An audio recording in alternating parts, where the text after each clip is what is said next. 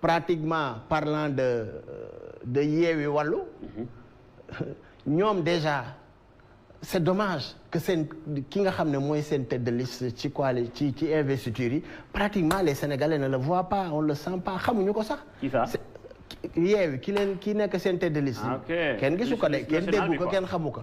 maintenant c'est Ousmane Sonko qui fait office d'investi mooy wax mooy dof alors que il n'est même pas en tout cas investi sur les listes parce que c'est liste jàllul bi nga xam ne c'est la supposé waroon bokk xam nga tey gis nga réew mi.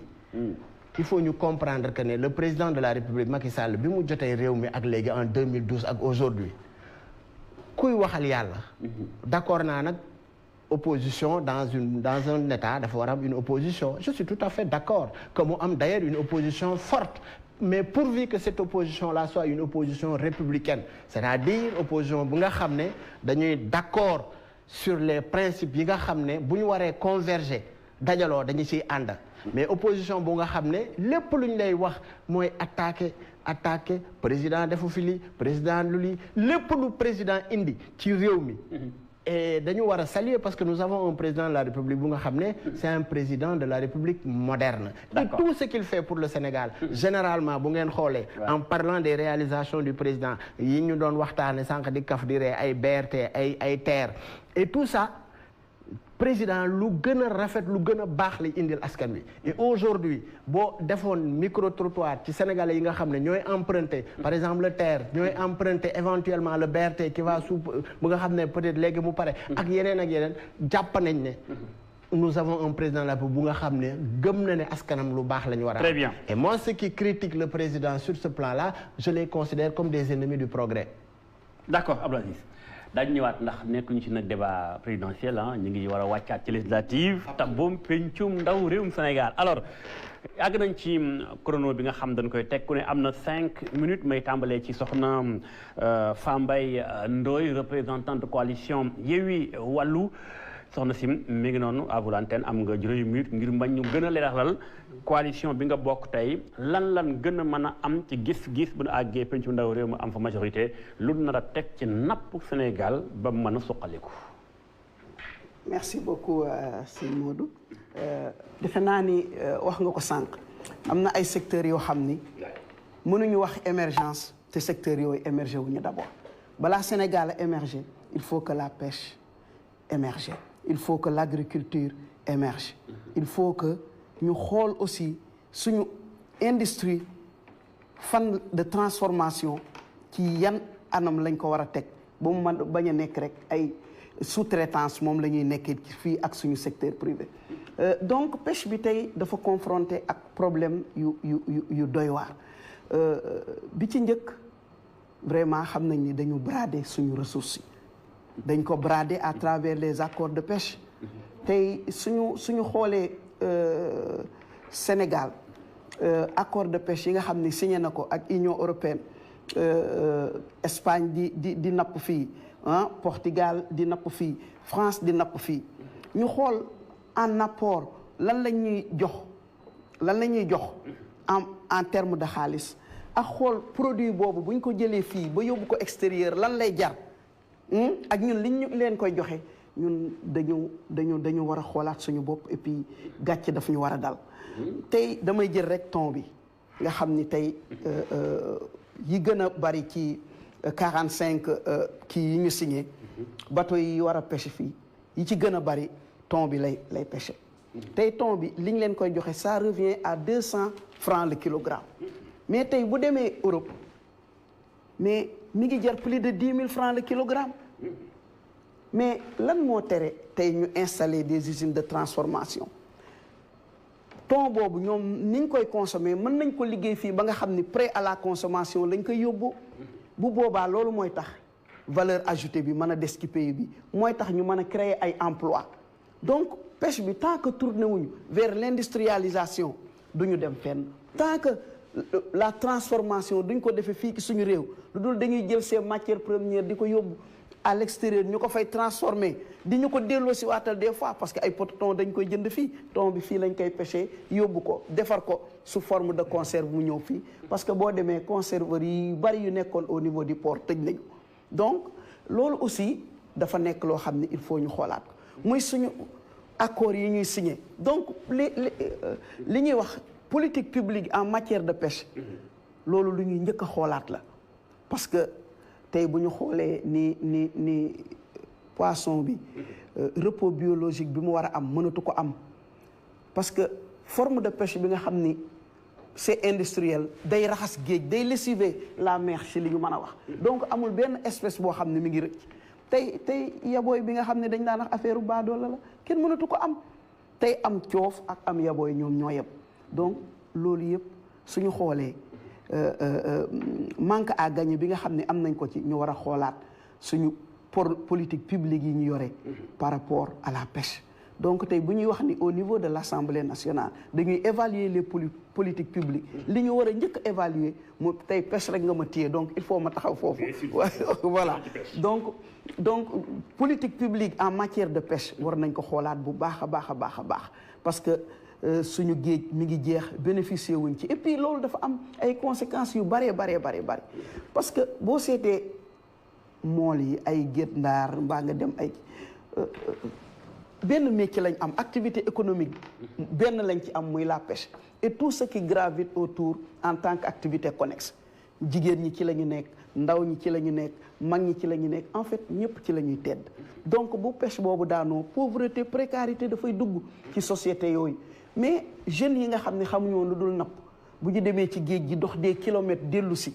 def ko ay 2 jours 3 jours lépp lu ñu gardé woon en terme d'économie mu jeex mais te amuñu beneen activité économique parce que investiruñu aussi en matière de reconversion professionnelle donc bu ñu xoolee ba secteur pêche tey am na yeneen alternative yu ñu war a indi ñu accompagner ko les acteurs ba nga xam ne bu jën amatul bu ñu defee repos biologique bi nga xam ne moom la ñuy demander pour suñu géej gi ñu acteurs yooyu mën a am lu ñuy yëngu aussi di ci tedde donc man daal pêche daal il faut ñu xoolaat ko pêche artisanale bi ñun mooy prédominance fii ci suñu pays pêche industrielle bi lu néew la fi kon nag pêche artisanale boobu il faut ñu accompagner leen parce que dafa dugg ci li ñuy wax secteur de l'économie informelle secteur de l'économie informelle aussi défi la pour ñu veiller sur la transition de l'économie informelle vers l'économie formelle donc loolu yëpp ay politique lañ koy tëggee yoo xam ni avant les programmes il faut des politiques. ayca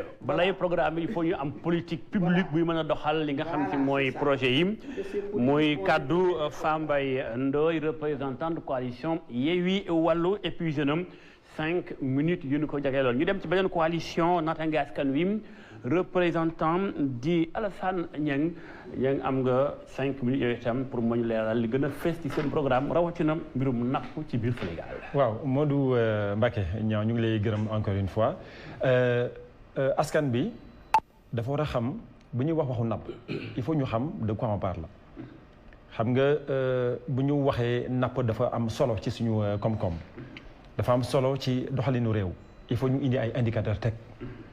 indicateurs yi njëkk indi mooy Sénégal 718 kilomètres de côte la bu ñu jógee ci loolu parce que napp bi nekkul seulement par rapport ak géej bi dafa nekk aussi benn potentiel boo xam ne da nga ko am par rapport ak fleuve yi bu ñu xoolee Sénégal mi ngi toll ci 2000 presque 700 kilomètres de fleuve yaa ngi am à peu près 1700 kilomètres du fleuve Sénégal boo jëlee fleuve Gambie am nga presque 477 kilomètres yoo xamante ne fleuve Gambie mi ngi toll ci 1150 kilomètres Sénégal moom 477 yi am nga le Sine Saloum mu nekk ci 130 kilomètres mais am nga également li ñu wooyee donc le fleuve de la Casamance 350 kilomètres soo boolee loolu lépp yaa ngi ci 2700 et quelques kilomètres yoo xamante ne c'est un potentiel boo xamante ne qui est un potentiel hydrique boo xamante ne Sénégal bu ci jëfandikoo mën na am benn politique de pêche boo xamante ne bu am solo la kooku mooy indicateur bi ma njëkk bëgg a joxe deuxième indicateur bi mooy lan tey am nga à peu près 600 000 personnes ñoom ñooy yëngu dans le secteur de la pêche troisième élément pêche dafa doon loo xamante ne dafay dundal doomu aadama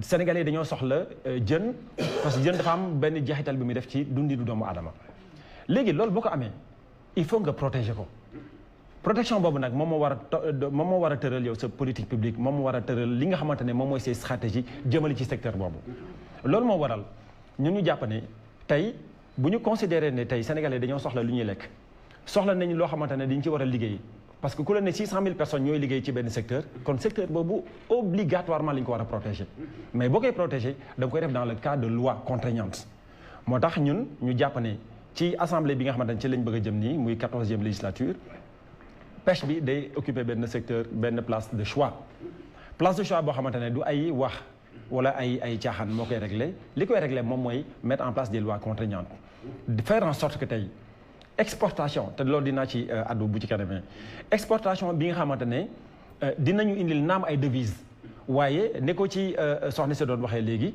ne transformation dafa doon ñun lu ñu gëm dafa doon loo xamante ne dafa am solo ci réew au lieu que ngay nekk di exporter li nga xamante ne moom mooy les produits halieutiques dañu war a créer li nga xamante ne moom mooy la chaîne du froid boo créer la chaîne du froid lan la lay indil xam nga ñun Sénégal dañu am benn chance boo xamante ne c'est une chance inouïe xam naa temps bi du ma may moo wax ko mais dinaa ci dugg ci dans le cours de l'émission chance bi mooy lan mooy dañu dendoog ay réew yoo xamante ne amuñu géej muy Burkina muy Mali li ngay dégg foofu mooy yow non seulement da nga war a dundal sa bopp waaye am nga capacité ak possibilité dundal ñi nga xam ne ñoom ñoo nekk ci réew yooyu mais loolu boo koy def da nga war a nekk dans une logique de transformation mais booy def sa transformation da nga koy def dans le cadre d'un schéma boo xamante ne qui est régional parce que ça te permet non seulement nga régler li nga xamante ne moom mooy sa besoin réew mais daf lay permettre également nga régler li nga xam ne moom mooy besoin réew ñi nekk à côté doo yem ci loolu boo xoolee li nga xamante ne moom mooy la chaîne de valeur parce que booy nekk di exporter ñun li ñuy def dañuy namm di jël suñuy ressources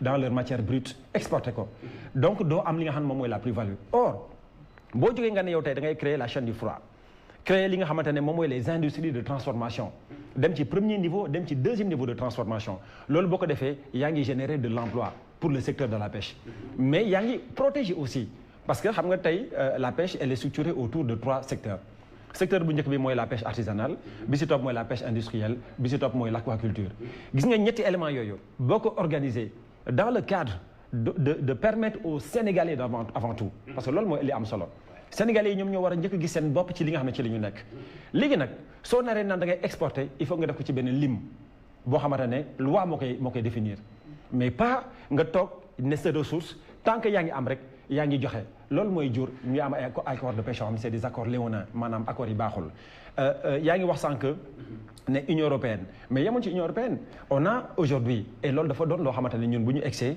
dañ ci teg suñu loxo mooy lan mooy dañuy jël ay étrangers ñoo ñëw mbubboo li nga xamante ne moom mooy les navires nationaux navires de pêche yi nga xam dañ ko am jaar ci ay sénégalais ñoo raxas géej bi yóbbaale ko ñu fa ne nag sénégalais yi ñoo nekk di def pêche industrielle alors que du sénégalais yi ay étrangers donc gis nañu ay navires chinois yu bëri yoo xamante ne ñoom ñoo koy def xam nga ne tey am nga 122 navires ñoo nekk ci suñu waax di jël jën 122 navires te ñoom bu ñuy jël am na ñoo xamante ne il est vrai que dinañu respecter li nga xamante ne moom mooy calibrage mbaal yi mais am na ñoo xam ne duñu ko respecter te boo respecté wul loolu li muy jur mooy yow da ngay jël par exemple ay catégories yoo xamante ne moom la licence bi may waaye da ngay jëlaale ay catégories yoo xamante ne da ngay jël la licence bi may ak lu la mayut kon dañuy raxas géej gi la bëgg a jàpp moom Alassane Niang représentant coalition Natangué Askan Wi jot tënk lu bay daañu si ñëw ni ko soxna si defee sàngam daañu ñëw ba tey toj ko benn par benn Abdoul Aziz Seck représentant coalition Benno Bokk Yaakaar am nga 5 minutes pour te nga xam ne aussi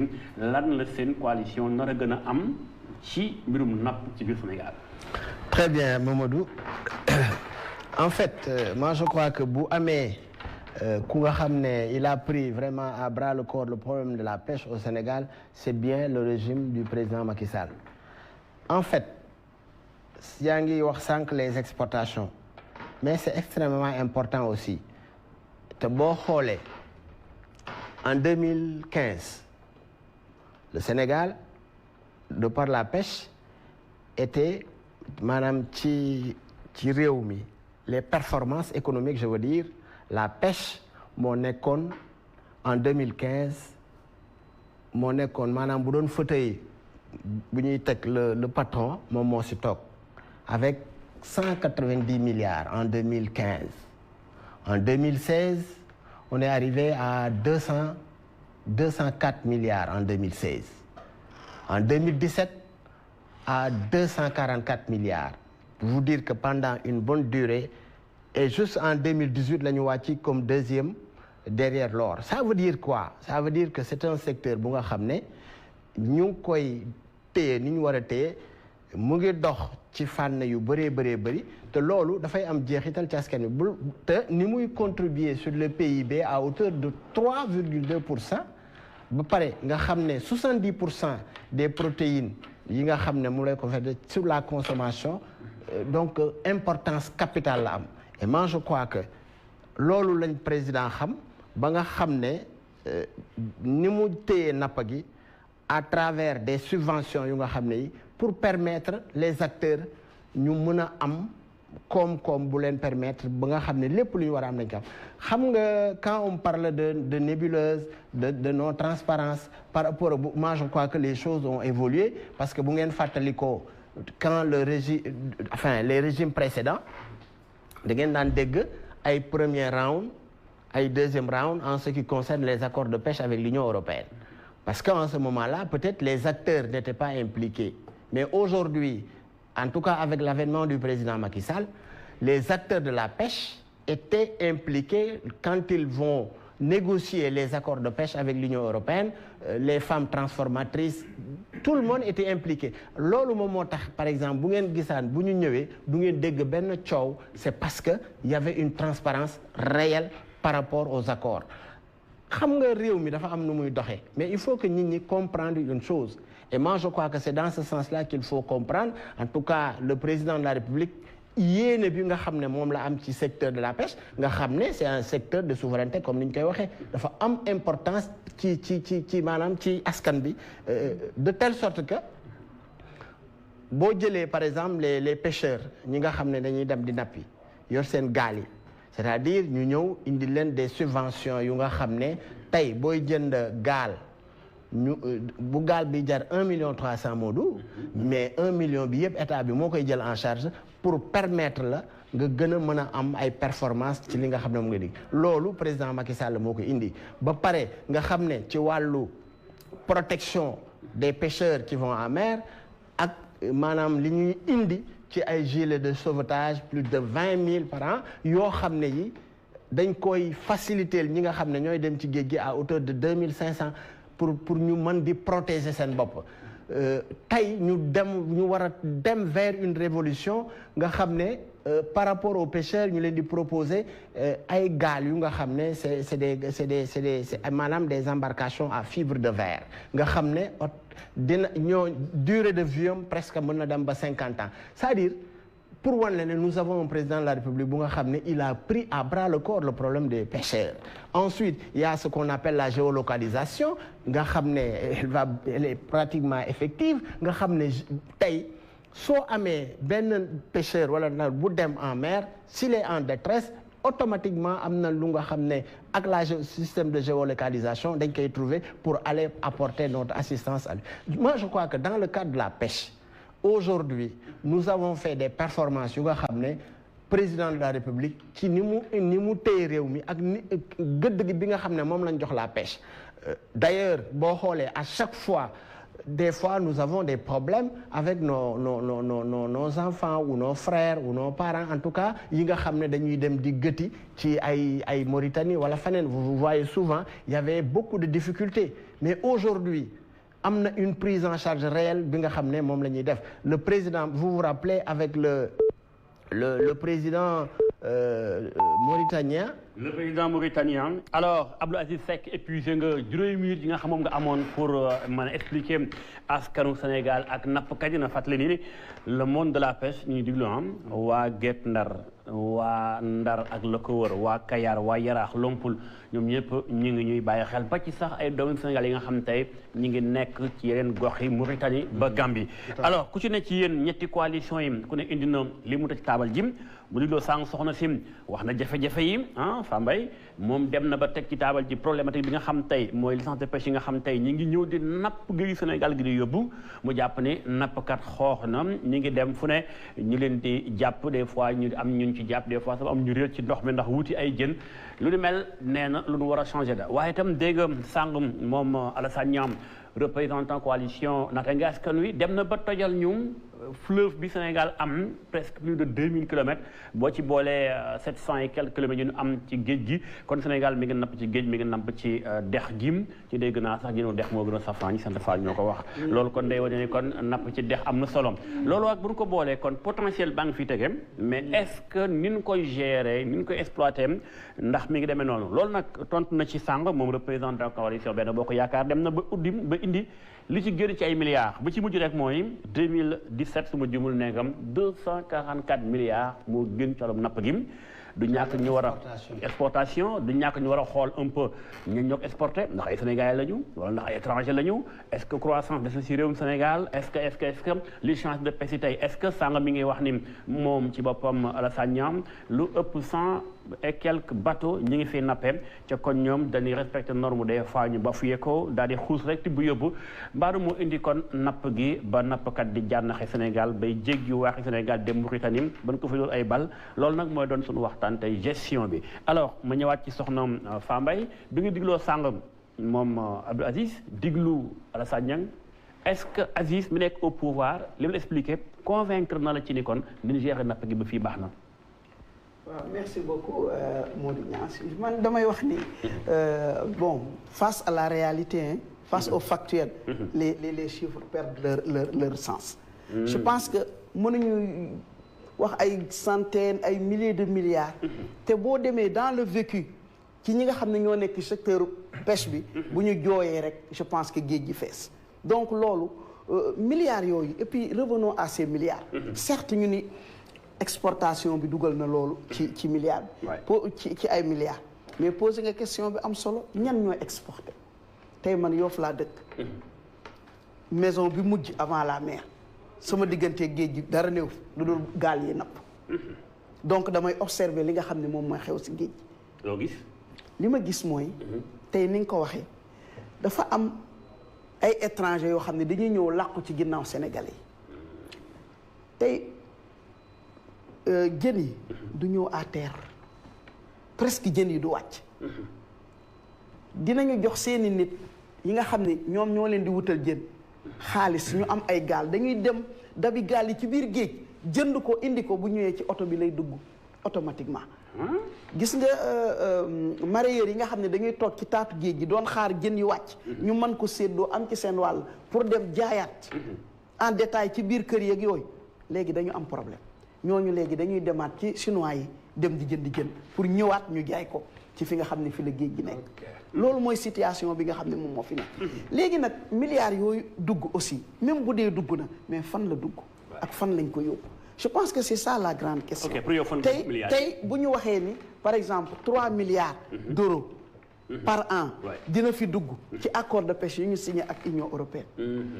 imaginez tey wax nga Guet Ndar wax nga Kayar ak ay Lompul ak yi ko wër ñu ñëw fii Dakar teeru baay soo gi dem Yoff dem fii mais imaginez rek tey bu doon chaque année ñu jël 1 milliard dugal ko ci pêche bi je ne parle pas des autres milliards de 1 milliard ñu dugal ko ci pêche bi tey weesuwuñu fii tey gaal yi yow da nga jàpp ne li mu tuddum 244 milliards yi ay gilet de sauvetage pour sécurité géolocalisation pour mën a repêcher pêcheur bi nga xam dafa réer loolu nekkut ay points yokk moo nangu loola non loolu mënul absorber 3 milliards par an te yooyu dañ leen ko jox sous forme de subvention su dee moteurs yi ak gaal yi ñun fa ñu dëkk dañuy dem PAMECAS ñu verser leen benn caution ñu mën a dem lépp ñu di ko fay donc nekkul loo xam ne dañ leen ko may. da nga jàpp ne kon subvention gaal gi àggul ci dëgg-dëgg nappkat bi ndaw bi ko soxla. déedéet àggul ci nappkat bu ndaw bi ko soxla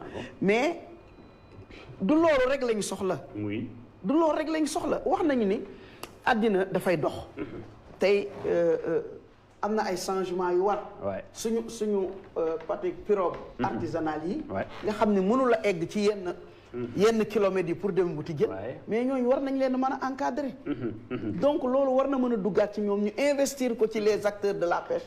investir ko ci ñoom ba nga xam ne ñoom peut-être impact yi nga xam ni moom la ñuy jot nii doon na mën a wàññeeku. donc xaalis bi fiy dugg fi mu jëm eggu fa wala ni nga ko war a utiliser wuñ ko noonu. ok ñun nag tey bu ñu doon évaluer les politiques publiques foofu la ñuy teg. suñu loxo. léegi lu ngeen nar a teg tey une fois ngeen am majorité pencum ndaw réewum Sénégal lu ngeen nar a indi ci ay réformes yu bees comme loi 1 2 3 loi yoo xam ne li mënta ñàkk daañu ko def pour napp gi. waaw xam nga li ñu indil problème mooy. ay loi yoo xam ne dañ koy xalaat sans boole ci ñi mu jëm. tey implication. acteurs yi. dafa am solo. mais implication dañ koy wax des conceptions idée bi. ba koy élaborer. bay signer accords yi ba koy mettre en œuvre. loolu ci ngay boole nit ki. waaye doo xaar ba mu pare ba nga signé ba pare. mu des mise en œuvre nga ñëw ni boole nga ko ci.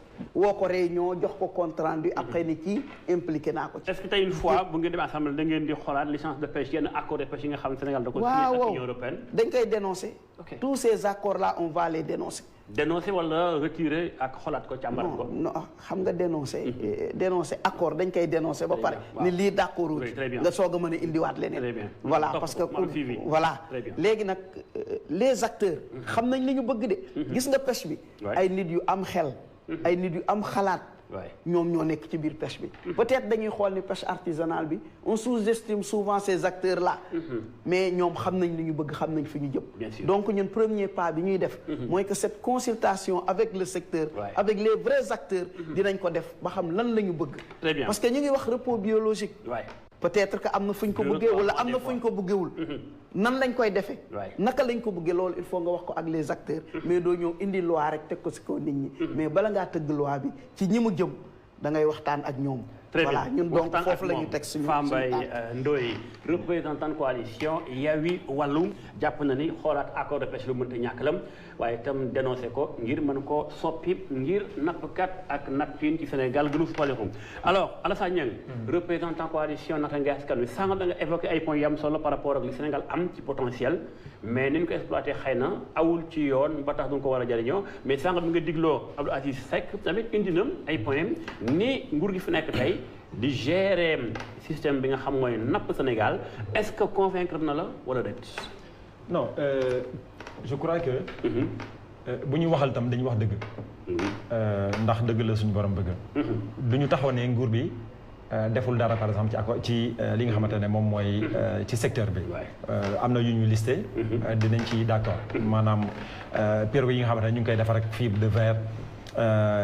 ay gilets yi ñuy jënd li nga xamante ne moom mooy subvention yi ñuy jox pêcheurs yi pour ñu am ay gaal loolu lépp c'est vrai kooku kenn du ko naatable parce que kooku il suffit nga dugg ci biir internet xool di nga ne dëgg la. waaw waaye fi may amee problème ak gouvernement bi.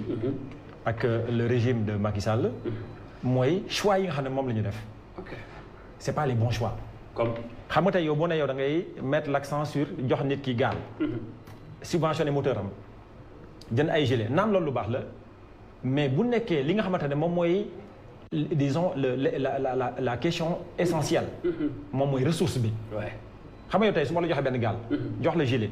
subventionné sa moteur. mais su nekkee yow da ngay dugg ci biir géej bi mënuloo am jën à quoi ça sert. y a problème. voilà donc li nga war a njëkk a def mooy régler li nga xamante ne moom mooy la ressource en question.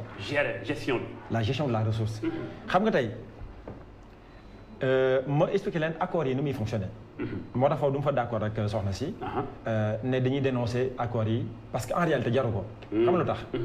parce que accord bi Sénégal di signé ak Union européenne c'est des accords yoo xam ne dafay suivre lu ñuy woowee le programme indicatif national bi définir le cadre de coopération entre l'Union européenne et le Sénégal. loolu c'est un accord qui est défini sur une base de 5 ans. yaa ngi dégg léegi. accord bi ñu signé mooy bu mujj bi nii. en réalité li des pour mu jeex. matul at. 2024. voilà donc yow boo xoolee ñu ngi 2022. at bi daanaka jeex na. donc li des moom mooy ñu bàyyi accord bi mu finaliser. mais après avant signature ba ñu xool ko. léegi accord boobu xam nga lan la indil Sénégal. pour dire aberration bi.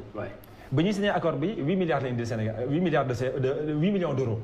mooy ñaata. 8 millions d'euros mooy à peu près mooy un peu plus de 5 milliards. 5 milliards francs CFA. 5 milliards sur 6 ans. Sur 6 ans. 6 ans. Parce que accord bi sur 6 ans. Chaque année moins 2 milliards. Exactement. Alors qu'au même moment. bi Sénégal di signé accord avec l'Union européenne. L'Union européenne dafa signé le même accord avec le Maroc. fi ñu joxee Sénégal 6 millions ñu ngi jox Maroc 38 millions d'euros. donc li ngay gis ci loolu mooy ni ñu. réfléchir négociation yi baaxul. non négociation moom mënul baax. mais mënuloo jël 38 navires. yoo xamante ne dañu jógee Union européenne. waay di ñëw di napp ci suñu wax yi. pour loo xamante ne lu muy indi lan la moins de 1 milliard par an. donc loolu donc ça veut dire que la question des négociations elle se pose. mais est-ce que toog baal benn question. du ay ñu vérifier est-ce que ñoom Aziz Mim Assemblée nationale amul xoolu vérifier accord yi. xool contrat bi est-ce que liñ génn ci kayit bi ni juróomi milliards la. est-ce que loolu moo ne ci suuf contrat wala déet wala yéen nga liggéey ci loolu. non ñun dañuy liggéey en fait ñun dañuy def un contrôle a priori. def benn contrôle a posteriori mais duñu yem ci loolu. xam nga en 2005. waay Sénégal dafa am benn jéego bu am solo bu mu def. mooy dafa mettre en place ce qu'on appelle les conseils locaux de la pêche artisanale. waaye mooy OLP yi. exactement mu def aussi li nga xamante ne moom mooy la ZPP. mooy la zone prioritaire de pêche. gis nga bu ñu defee loolu. dafa jur benn jeexital bu am solo. ci secteur bi. ba parce que su boobu dañoo associer les acteurs. mais est-ce que fi ne mi ngi dox. justement moo tax ma ne. gis nga dispositif boobu ñu mettre en place. c'est un dispositif boo xamante ne dañ ko war a gën a fulaal. c'était en 2005 jox ko loolu c'était en 2005. jamono ñoom Ablaye Wade. lu baax rek ñun. gis nga dispositif boobu dafa doon lu am solo. donc loolu il faut aller un cran plus en avant. leneen li may wax. xam maa ngi ne naam def nañu lii. mais yow bu nekk yow tey da nga jël benn secteur nga dooleel ko par exemple 5 milliards. exemple laa joxe misaal. mais bu nekkee au même moment. secteur boobu perte na 500 milliards. kon yow da ngay jàpp ne yow yaa ngi def lu baax mais en réalité yaa ngi nekk di rey kii. c'est ça. est-ce que xam nga ne Sénégal. la pêche illégale. xam nga ñaata la ci at. la pêche illégale au Sénégal elle est estimée à 130 000 tonnes. 130 000 tonnes du en perte. du loo xamante ne état xamu ko. non ça veut dire que mooy bateau yi di dugg ci suñu waax. di jël suñu jën. fekk état bi yëg ko donte là aussi am na benn effort boo xamante ne gouvernement bi jëm na ko def maanaam indi benn bateau bu ñu tuddee voilà et cetera voilà et cetera mais doyul 130 000 tonnes par an ci pêche illégale kon yow yaa ngi nekk di faagaagal ki nga xamante ne moom mooy le pêcheur leneen li mooy xam nga Abdou Aziz mi ngi wax sànq ne jàppale nañu pêcheurs yi pêcheurs yi lan moo tax ñu nekk di leen di jox ay moteurs yu am doole pour ñu mën a dem c'est parce que aujourd'hui pour que nga mën a napp jën dans de bonnes conditions da ngay génn presque Sénégal en réalité avec 718 kilomètres de côte comme ni ma ko waxee sànq yaa ngi dégg nga am également 2700 kilomètres de fleuve ba pare nga nekk un pays boo xam ne nga importer jën le Sénégal loolu mooy paradoxe réew mi nous sommes à la fois un pays exportateur mais importateur de poissons. te pourtant war nga mën a consommer li ngay jël ci réew mi. non seulement loolu non au-delà de ça c'est-à-dire que yow bu nekkee da nga am ay ressources. amuloo waruloo sa doom yi waruñu dem ba Sierra Leone te Sénégalais dañuy dem ba Sierra Leone pour di ut jën. ay Guinée-Bissau dañuy dem Guinée-Bissau dañuy dem Mauritanie. mais donc ça veut dire que y a un problème. nga fa ne suñu pêcheurs yi. bu nekkoon mbir bi jaar na yoon est-ce que dinañ dem ba Sierra Leone duñ ko def. mais c'est parce que y a pas de ressources. te xam nga loolu conséquence li muy jur. moo tax gis nga politique publique dafa baax ci réew. te gis nga la défense aussi d'un secteur dafa am solo. xam nga lu tax. da ngay xool tey gis nga li ñuy woowee immigration clandestine. est-ce que xam nga cause fan la jógee. ñii di jël bateau di dem Espagne. demal caaro yo seet. voilà xam nga loolu fan xam nga loolu naka la juddoo. dafa am benn groupe de pêcheurs. dañu dugg ci gaal. di dem pour di ut jën. ils se sont rendu compte à un moment. que ñoom li leen dese ñu ak Espagne bëriwul. ñu far continuer. non ils ont eu l'idée en disant mais ñun suñu secteur. comme indileetuñu dara. on va essayer maintenant d'aller vers ce créneau. donc gis nga donc ça veut dire que au-delà même. des effets yi nga xam ne mi ngi koy produire sur le plan sanitaire. sur le plan de l'emploi. sur le plan social. sur le plan économique. dafa am sax leneen loo xam ne jur na ko. moo tax ma jàpp ne le secteur de la pêche. il faut que li nga xamante ne moom la ñu def ñu koy woowee investissement. pour man loolu c'est l'arbre qui cache la forêt. d'accord c'est loin d'être suffisant. moo tax Abdou Aziz nga xamante ne mi ngi liggéey ci ministère liggéey na fa plutôt jaar na fa. je pense que données yi mu joxe nii. mi ngi donné de sentiment que moom dëkkul ci réew mi parce que tey foofu laay daanelee parce que tey boo demee nga gis benn nappkat daf lay ne il y a 15 ans mën na indi jusqu'à 50 kilos de poisson loolu la soxna si doon wax 5 ans aujourd'hui boo xoolee pêcheur day dem 10 kilos yu mën mënu ko am donc c'est-à-dire que loolu nekkul loo xamante ne ay lubie la c'est pas des chiffres yoo xamante ne dañu ko inventé wala c'est une réalité parce que da ngay dem nga gis nit ki day dugg ci géej bi mais def lu nekk man je me rappelle ba nekkee xale da nga daan taxaw gis pêcheurs yi yor seen i mbaal di tirer mais loolu amatul da ngay obligé dem en eau profonde et tout avec tout ce que cela comporte en termes de risque en termes de danger pour la vie des Sénégalais. D'accord. moo tax ma jàpp ne daal secteur boobu nekk na loo xamante ne war nañ ko réinvestir mais de façon stratégique. Très bien Alassane Niang représentant de la coalition Naataangué Askan Wi Abdou Aziz ci yow laay ñëw parce que indi na ay points yoo xam bëgg naa ko toll ci mooy daanaka dafa sempi li nga doon teg ni mooy lu ngeen réalisé par rapport ak napp gi ndax boo indee milliards yi 244 milliards sànq soxna si mi ngi wax ni bu fekkente ne plus de 100 et quelques bateaux étrangers ñu ngi fii nappe ci réew mi kon buñ exporté jën jaay ko bitim réew xamal ni kon koppar gi duggul ci nafa sénégalais yi beneen ba itam mooy wax na ko est-ce que jox nappkat bi gaal ak moteur bu am doole pour mën a nappi Mauritanie wala Cap-Vert fexe woon a protéger géej gi ba nappkat bi du sori day taxaw rek géej yu rax gi ndax man maa ngi fàttaliku en 98 boobu laay doog a ñëw Dakar mën naa ni vacances ma romb ay nappkat yuy xëcc mbaal ki ma àndal Ousseynou Ndiaye du ñàkk mi ngi seetaan keroog ñoo doon jàppale pêcheurs ñuy xëcc mbaal ak tefes gi noonu est-ce que loolu mi ngi am ba tey par rapport ak pour bëgg a wax dinam géej gi léegi pour nga génne mbaal moom faaw nga dem ba Mauritanie wala nga dem ba Cap-Vert tey looy tontu ci argument par rapport ak li mu teg.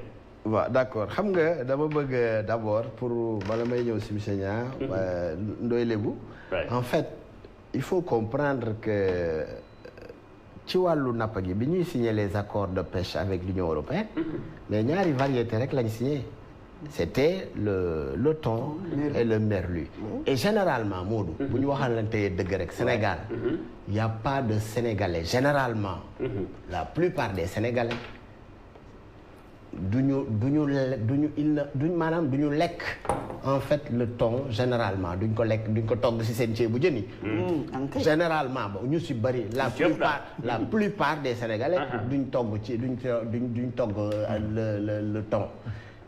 Alors bi ñuy def les accords là il faut comprendre que au-delà des accords am na aussi yeneen fonds yu nga xam ne day accompagner maanaam yeneen structure yi nga xam ne dañooy graviter autour de la pêche di liggéey pour l'intérêt des acteurs de la pêche di leen jàppale. comme ci naka ci ay financement yu nga xam ne day ñëw accompagner leen ci processus yi.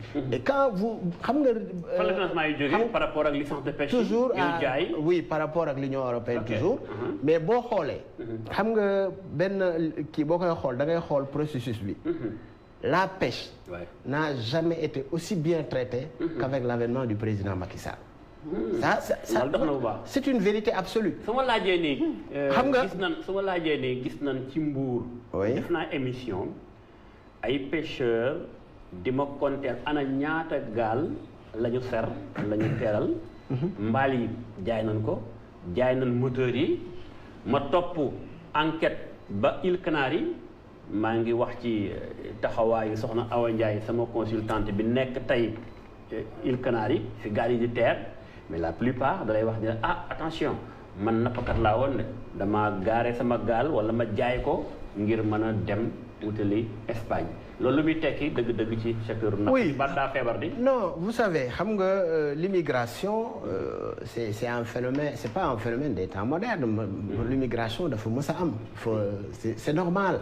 nit ñi di émigrer di dem ak ñëw yooyu c'est tout à fait normal. C'est vrai que des fois mu am ay jafe-jafe ci secteur boo gis parce que amul benn secteur bu nga mën a wax ne secteur bi c'est parfait.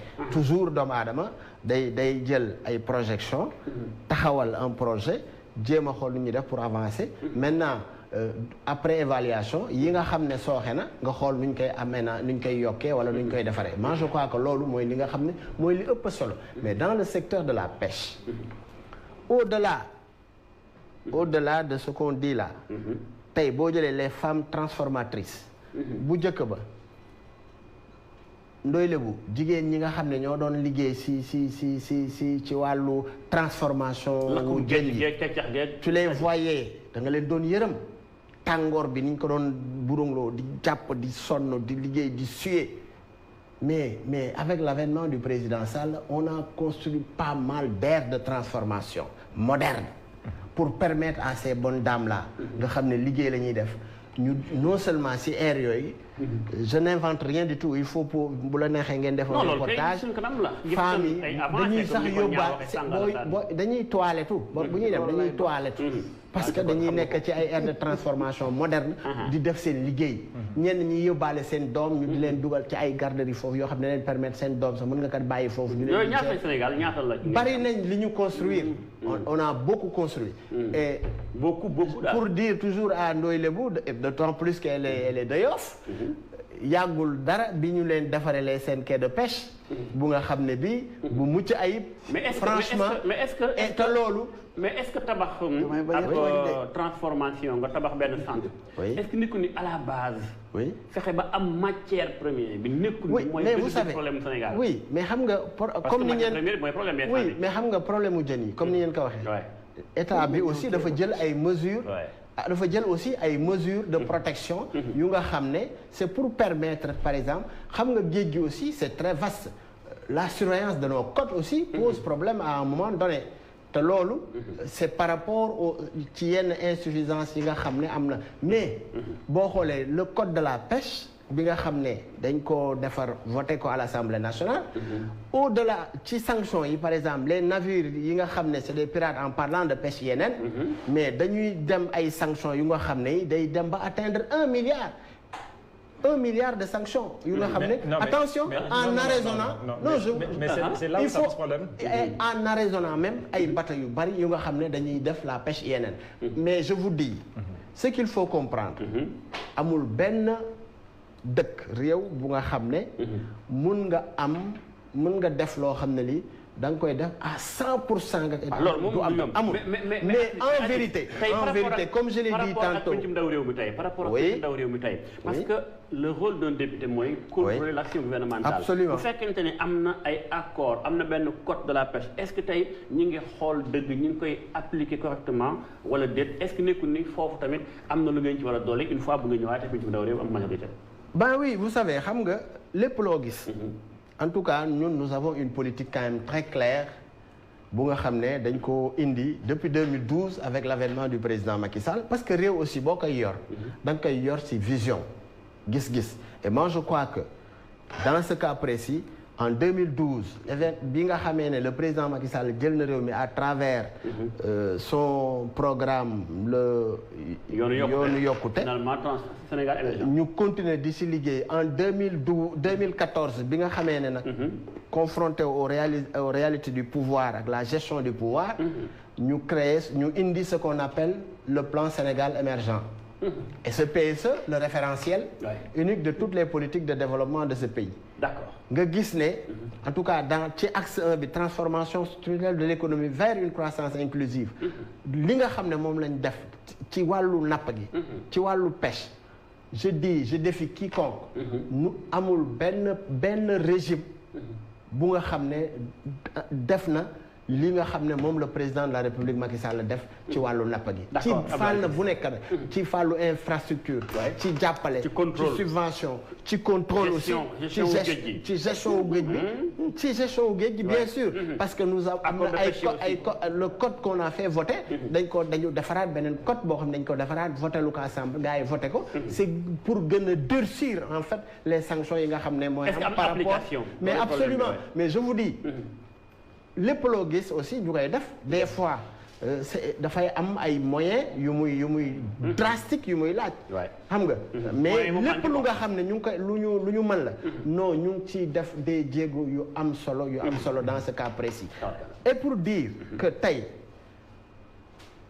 ki nga xam ne dañ ko subventionné moo doon jënd moteur de gaz à 1,5 million 1,3 million nga ñëw jël subventionné que 1 million ce que je vous dis là je raconte rien du tout c'est des faits c'est-à-dire nous avons des gens yu nga xam ne dañ leen subventionné wu ñoo liggéey ñoom ñooy wax ñu ne avec Macky Sall ñoom bu tabaski masaan am wala ay fête nii généralement ils avaient des difficultés parce que affaire yi ñu doon demee mais bi ñu ñëwee président Macky Sall subventionné leen jàppale leen non moi je connais ce milieu-là les acteurs de la pêche je les connais j'en ai d'ailleurs des amis yu nga xam ne maa ngi leen xam à travers si seen liggéey yooyu mais tey boo leen demoon nga laaj leen dinañ la wax ne la avec président Macky Sall li ñu am ci moom ba mu dalee ci ba léegi amul benn régime bu leen ko indil ci wàllu subvention ci wàllu lu ne président day débloquer des milliards di subventionner les femmes transformatrices yëpp ci Sénégal bi yëpp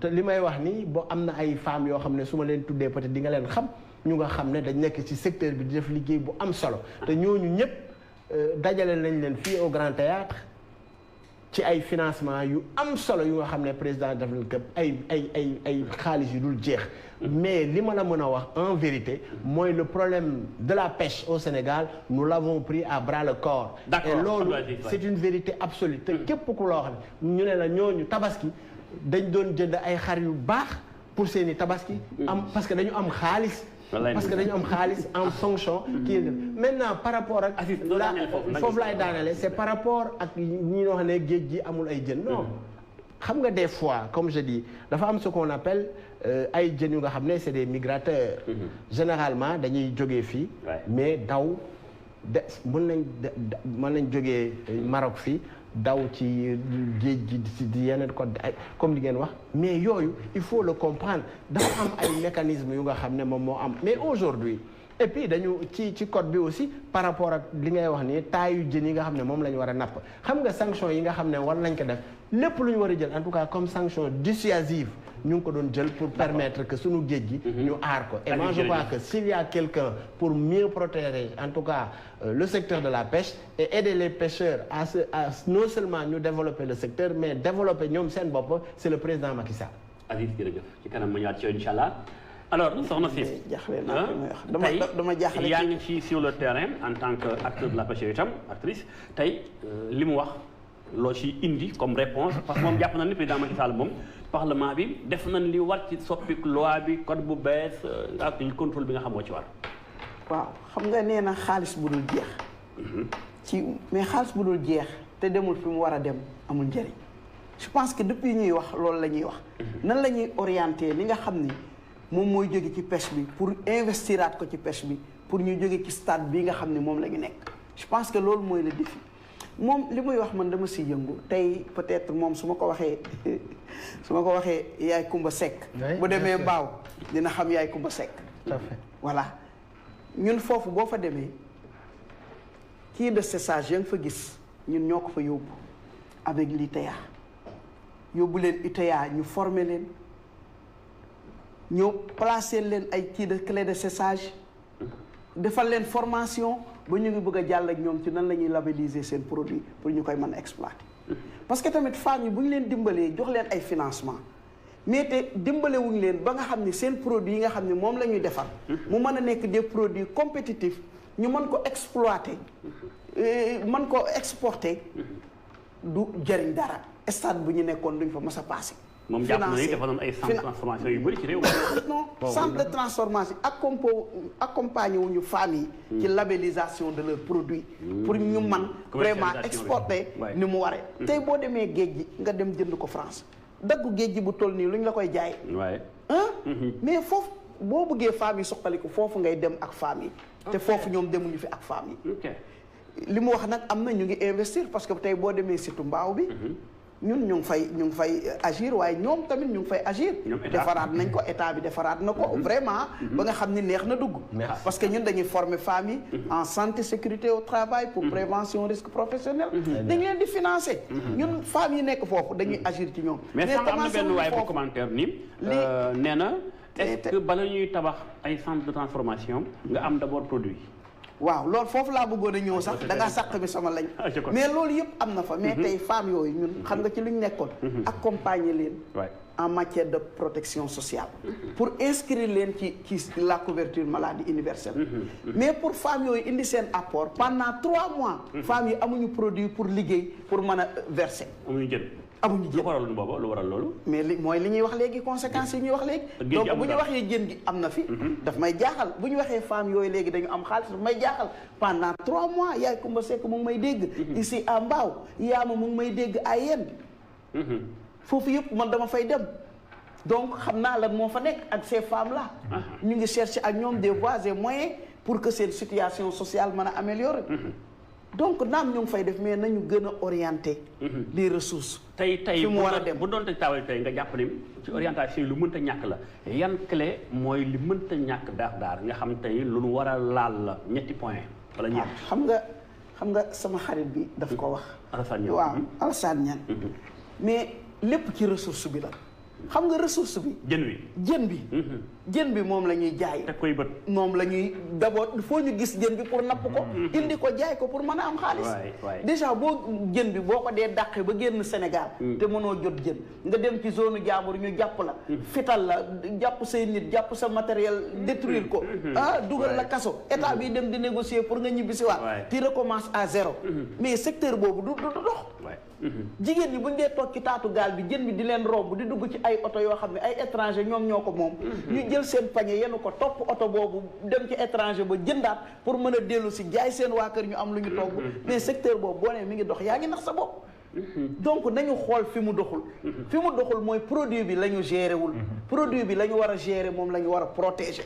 je pense que tout le débat est là. même milliards yi luñ koy indi di ko yóbbu. te vraiment.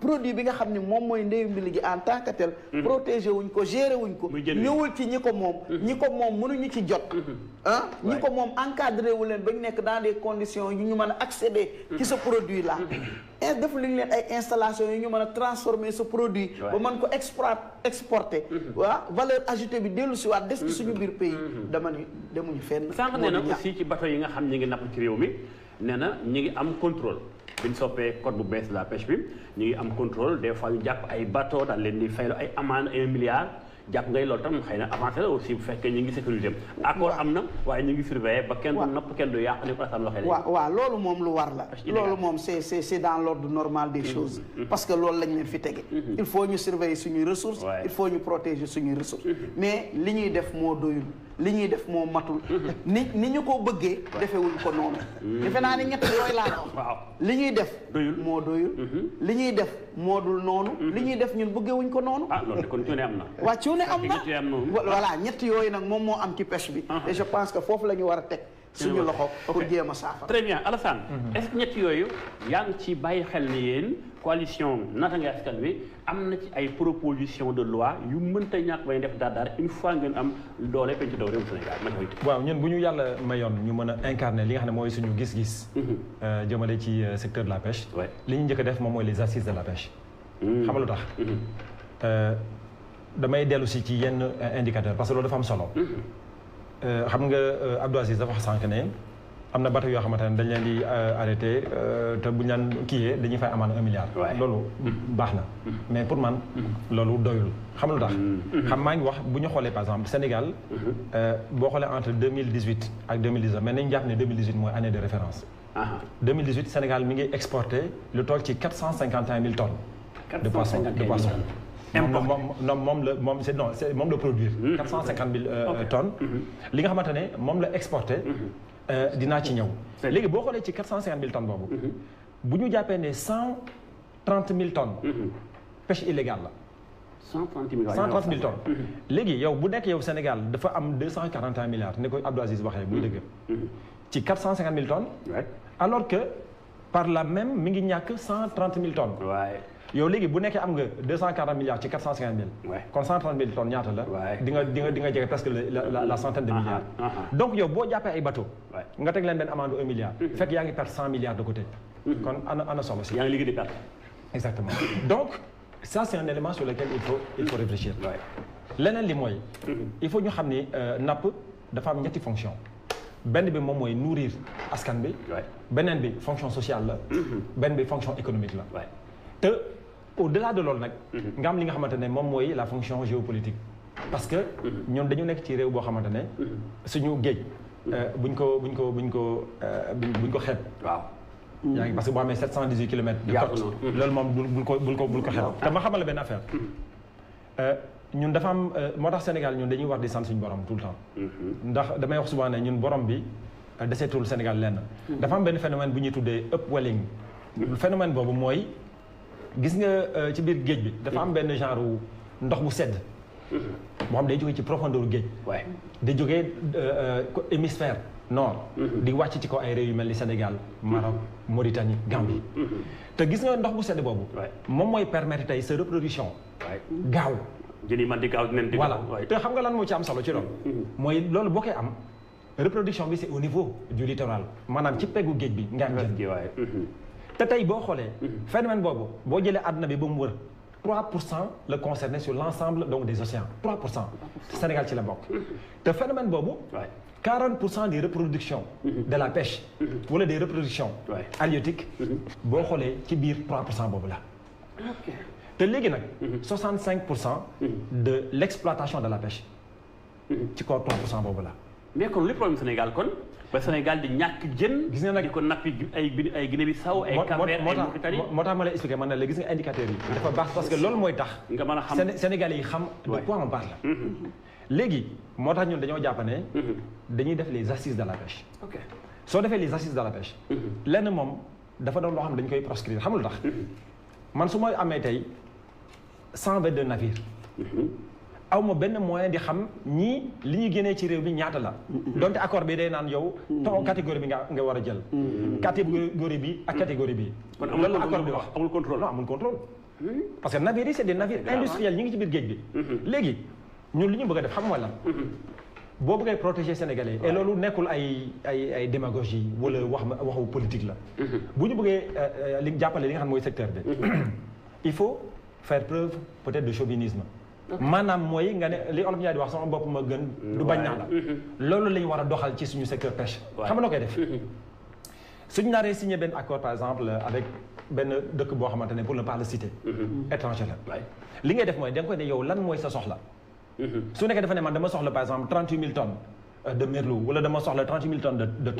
de kii yow nappal loolu yow sa bopp nga jaay ko c'est ça ça veut dire que yow yaay produire da nga mën a contrôler non seulement loolu mais boo defee loolu yaa ngi créé de l'emploi parce que kan moo koy dem napp ko dul Sénégalais bi c'est-à-dire que loolu daf lay am ne yow maintenant nga dugal sa bopp dans la logique industrielle mais est-ce que bateau bi ñëw am accord ak Sénégal buy napp du indaale du jël ay doomu Sénégal non loolu lépp pour man wóorul non c'est pas que sax wóorul c'est-à-dire que à partir du moment où yaa ngi naan na bateau bi ñëw jël ay Sénégalais yow déjà loolu c'est un aveu de faiblesse xam nga pêche bi je crois que bu ñu ko bëggee traiter il faut le faire dans le cadre d'une vision yow da ngay taxaw nga ne mais man en réalité man lan mooy sama bëgg-bëgg ci secteur bi il faut le faire dans le cadre d'une vision une fois que vision bi elle est claire maintenant nag nga mettre en place nag yow sa plan d'action ak say stratégie te ci stratégie bokk na ci nga ne man dorénavant affaire bi c'est très simple yow yaa soxla sama ressource Abdou Aziz bu ñëwee tey ne ma man kat sa biir kër soxla naa fa ñaari ginaar admettons mais du ma nekk yow ñëwal nga dax ginaar yi man maa leen ne ginaar yi lii lay jar man maa koy jël jax la ko jàpp 5 wala 6 mais exactement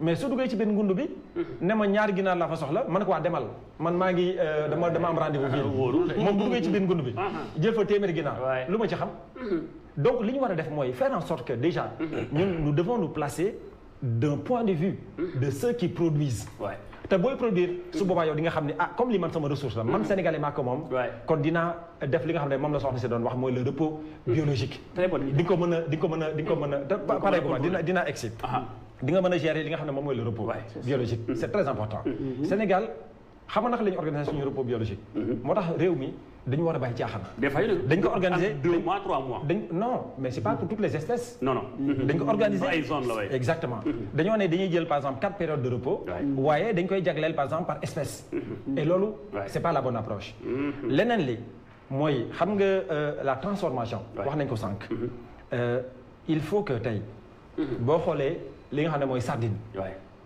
àdduna bi nit yi dañ ko soxla lan moo tax ñun duñu produire dans le cadre d'une première transformation et d'un deuxième niveau de transformation li nga xam ne moom mooy les produits halieutiques et nga générer li nga xamante ne moom mooy la plus-value gis nga femmes ñi nga xam ne ñu ngi wax c'est vrai que dañuy rafetlu le fait que tabax nañu ay centres yoo xamante ne de transformation mais loolu li muy indil jeexital bi sur le plan économique et financier c'est presque dérisoire c'est dérisoire loolu mooy dëgg aussi xam nga am na loo xamante ne boo koy xool da nga koy saytu sa aqulaay taala. D'accord. da koy saytu également. dans la perspective de servir l'intérêt général. Très bien. mais gis nga boo jëlee rek ay chiffres nii. ne 240 milliards dëgg la. mais en chiffre absolu. ça ne veut rien dire mais boo xoolee 240 milliards da koy mettre en perspective.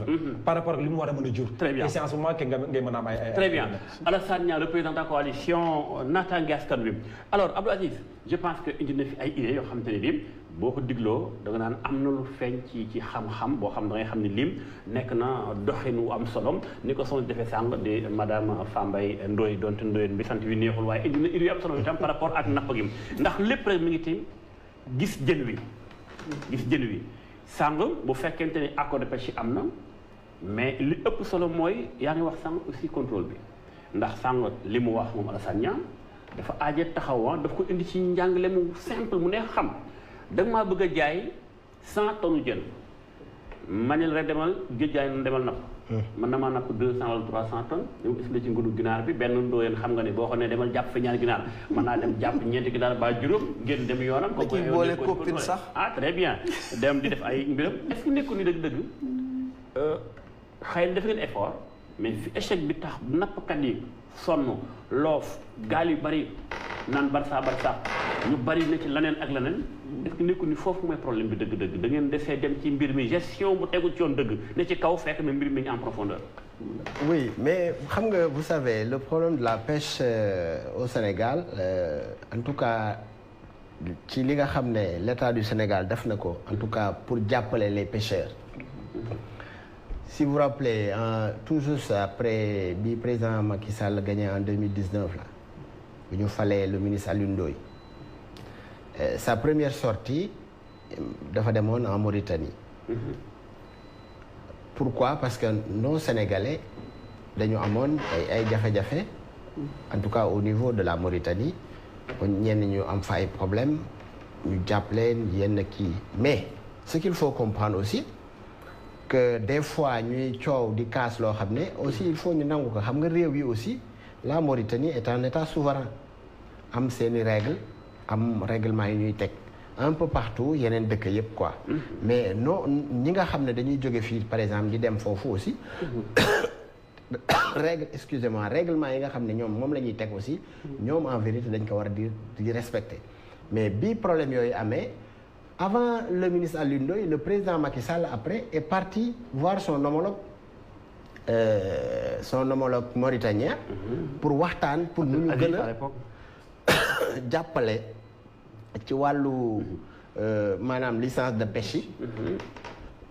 voilà jël ndox nga naan en attendant mën nga jël ndox nga naan en attendant. waaw ma relancé benn affaire parce que bi nga expliqué ni ministre Aliou Ndoye demoon na Mauritanie fàttali ne amoon na manifestation bu mag bu amoon au niveau de Guet Ndar. tout à fait pêcheurs yi doon jàmbat licence de pêche ni ñu koy joxee. ak anam ba nga xam moo ci am. léegi tam beneen manifestation bu amaatoon fi nga xam si mooy ci Mbuur nappkat yi ak la ñuy jàmbat maanaam boo dee xool dëgg-dëggam c'est vrai que am na lu ngeen def ci dimbali nappkat yi mais man dama bëggoon soo mënee toon techniquement ci boo mënee toon techniquement ci li Alassane Niang soulevé sàngam par rapport ak techniquement contrôle bi c'est ça licence de pêche accord bi est-ce que tey Sénégal warut a àgg ci di nappal boppam di jaay ndax léegi commerçant boo jëlee ma jël beneen mbir mi nga xam beneen façon commerce bi la yenn marchandise yi léegi am na réew yoo xamante ne bi au lieu que Sénégalais bi dem fa directement jëndi li nga xam si moo di moo di marchandise bi ñoom dañuy ñëw indi ko jaay fii dañu bëgg gën a gagner xaalis et Sénégal mën dem àgg foofu di napp di jaay ñi soxla ba ñu signé accord directement mais bien sûr Modou Mbacké kañ ngeen fay àgg mais bien sûr mais en arrivant je voulais vous dire que comme li nga wax noonu en fait président Alioune Ndoye aussi bi mu nee foofu bi mu ñëwee d'ailleurs comme ni nga ko wax noonu à Saint-Louis il y avait ces problèmes mais dafa leen dajale à Saint-Louis waxtaan ak ñoom expliquer leen en vérité problème yi nga xam ne moom la c'est-à-dire pour wax ne finalement problème yi ñu doon def foofu mënoon na bañ a am d'autant plus que bi mu jógee Mauritanie il est venu avec un paquet bu nga xam ne bi ay avantages yu bari la par rapport aux pêcheurs régler problème yi nga xam ne moo fa nekkoon yépp fay seen kii yépp ba pare ci licence de pêche aussi ñu fexe ba yokk quota bi donc yooyu yëpp c'était des éléments yu nga xam ne dafa concourir pour gën a permettre population yi nga xam ne dañuy dem en tout cas di pêcher pour ñu gën a am possibilité te loolu ba léegi état bi jógu si pour di encadrer nos pêcheurs là di leen jàppale pas plus tard qu'au mois de juin dernier avec les problèmes en Conakry.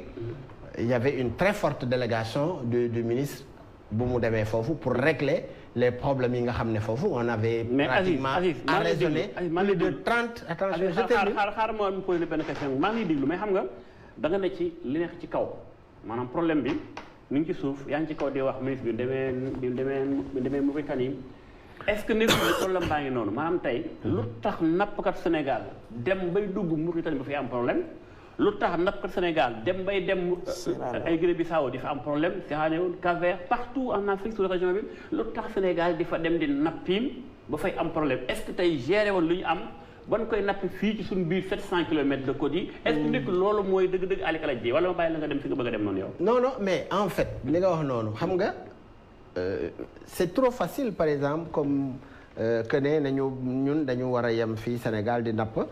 Non c'est pas comme ça que ça se passe parce que jën yi aussi neewu ñu ne jën yi aussi dañuy nekk ci benn zone rek boo ñëwee rek napp dem am na yeneen i éléments yu concourir que jën yi aussi yi nga xam ne comme je l'ai dit tantôt des poissons migratoires dafa bari ay phénomènes yu nga xam ne mooy dem ci biir loolu mais pour dire que comme ni nga wax par rapport à la surveillance par rapport ak contrôle bi par rapport à beaucoup de choses je dis que l'État du Sénégal a toujours accompagné les pêcheurs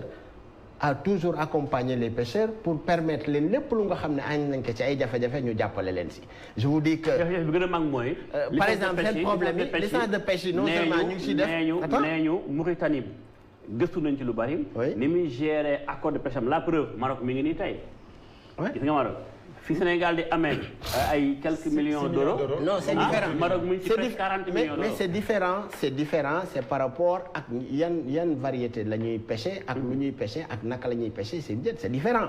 Parce que mais rek bokk na ci c'est lii aj nañu baar benn côté. Oui, d'accord, je peux comprendre. Mais attention, ñun dañu signer ay accords yu nga xam ne c'est des accords yu am solo. Loolu maa yaakaar naa ne ñëpp teg nañ ci seen bët en fait. lan mooy lu am solo. lu teg suñu bët. accords yi non c'est-à-dire xam nga tey booy signer les accords de pêche. Sénégal bi ñuy demee signer les derniers accords en tout cas pratiquement comme ni ma ko waxoon en début d'émission si ñaari variété lañ signé woon les accords là mooy le thon et le merlu et te li ma waxoon laay dellu si waat di wax variété la boo nga xam ne généralement yow doo ko añee sa kër. Man noonu Modou Mbacké noonu. am na ñu ko soxla. Attends non je waxuma ñooñu lañ ko war a dem jaayi am xaalis. non s'il vous plaît. kan moo tax ci la ñuy am. loolu laa bëgg a xam. non c'est-à-dire dama ne. du ñëpp ñoo koy c'est-à-dire du ñëpp ñoo koy consommer au Sénégal. kan moo ñu rassuré ne. oui accord yooyu bu ñu ko signé bateau yi koy jëfandikoo lan moo ñuy assuré ne ñoom. ci ñaari catégorie boobu la ñuy am. non attends dama leen wax ne xam nga tey il faut pas que ñu dem ci loo xam ne li. dafay indi maanaam je sais pas comment l'expliquer. Non attends je termine. C'est-à-dire xam nga lépp loo gis dama lay wax naa la sànq leneen la géej gi c'est dafa vaste am na contrôle yu nga xam ne l'État du Sénégal mu ngi koy def di ci def des efforts yu am solo efforts yi mooy da ngay jël ay mesures dissuasives yoo xam ne yi ñi nga xam ne. Pourquoi on parle de pêche yeneen. xam nga lan moo tax état def ay s'il vous plaît. non juste parler dans le sens de li ngeen. oui je termine. Aziz xaaral ma dimbali la Aziz. non yaa Aziz xaar dañuy waxtaan. xam nga tamit bu ñuy waxtaan mbirum napp nga ñëw représente toll ni la coalition au pouvoir. Benno Bokk Yaakaar. dafa am ay questions yu pose table yi. ma bëggoon la jox temps d'antenne pour nga mën ci répondre. Absolument. mais boo ñëwaatee di tuuti ci kaw noonu. li président Macky Sall def ngir jàppale nappkat yi wax nga ko sàngam. li ministre bi demoon Mauritanie pour lijjanti licence de pêche yi. wax nga ko sàngam mais li gën a question bi ñu la posé par rapport ak accord de pêche yi contrôle bi.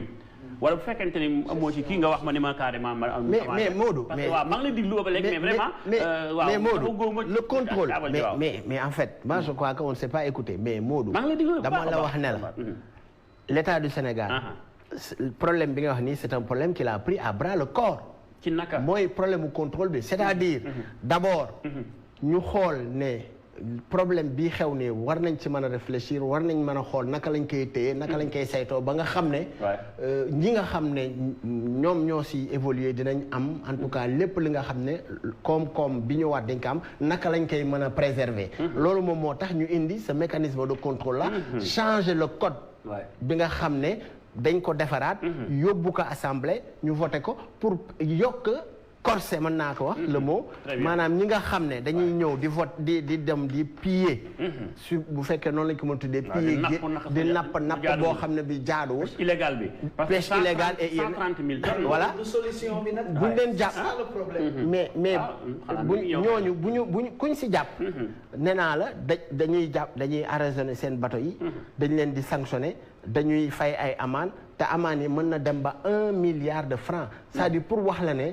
dañu jël ay mesures dissuasives yu am solo pour que ñu loolu nga xam ne mooy la pêche yeneen ñu fexe ba duñ ko ba bien que ce sera très difficile pour nga am ce contrôle généralisé ba nga xam ne ci géej gi du am benn débordement c'est quasi impossible loolu mais en vérité c'est un problème que nous avons pris à bras le corps et je dis que ne ñu ngi ci def jéego yu am solo mais bu leen xeeb aussi action yi nga xam ne moom la ñuy def pour di jàppale ñi nga xam ne dañuy nekk ci ay jafe-jafe suñu demee ci yeneen réew yi di napp am ay problème ba ñu jàppaleen fa mais je dis que toujours l'État est toujours derrière eux di leen jàppale di leen soutenir pas plus tard que au mois de juin dernier je dis que ne on a arraisonné plus de 30 navires yu nga xam ne Sénégal le ministre est parti en Guinée-Conakry en Guinée-Conakry avec une forte délégation sénégalaise pour régler ces problèmes ba nga xam ne il a payé fay nañ foofu plus de 51 millions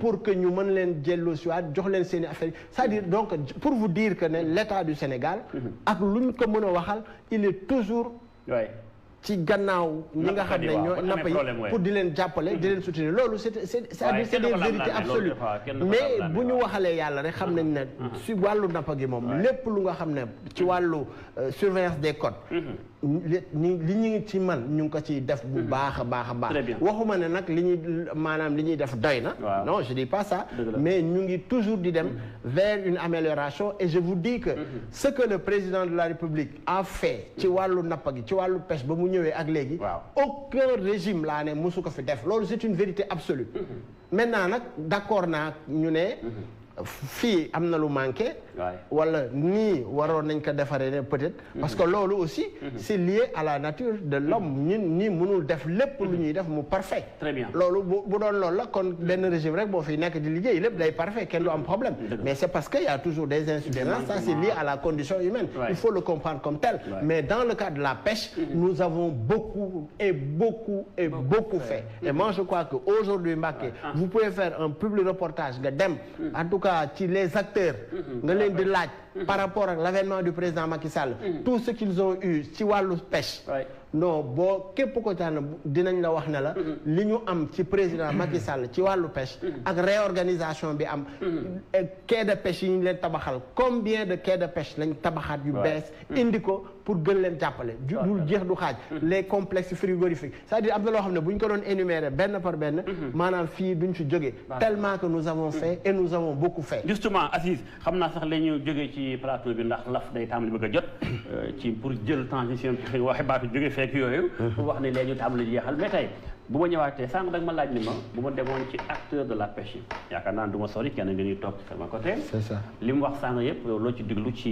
li nga doon xaar ci réponse répondre na la ci ni ñi ngi protéger géej gi accords yi contrôle am na en tant que actrice de la pêche voilà xam nga yooyu yëpp yi mu wax yëpp d'accord nañ parce que du ñu nekk nañ dans le déni nee naa la dem naa mbaaw gis naa installation donc ñu ngi jënd ay gilet ñu ngi jënd ay je ne sais pas ay machine ay moteur gaal ñu ngi koy jënd mais dañu am problème bu ñu teg baaraam ñu ni quelle solution dañu nekk di réfléchir sur les stratégies ak ay pistes de solution par rapport à cette situation de précarité de nos pêcheurs qui sont au niveau artisanal ci loolu la ñu nekk ñu ni solution bi lan la dañu war a gérer suñuy ressources waaye dañu war a aussi transformer suñuy ressources ñu exporter ko waaye bañ ñeneen di ñëw di am accès suñu ressource nu mu leen neexate duñ ko mën a contrôler li ñuy signé ak ñun duñ ko respecté te duñ ko mën a contrôler quelle que soit la sanction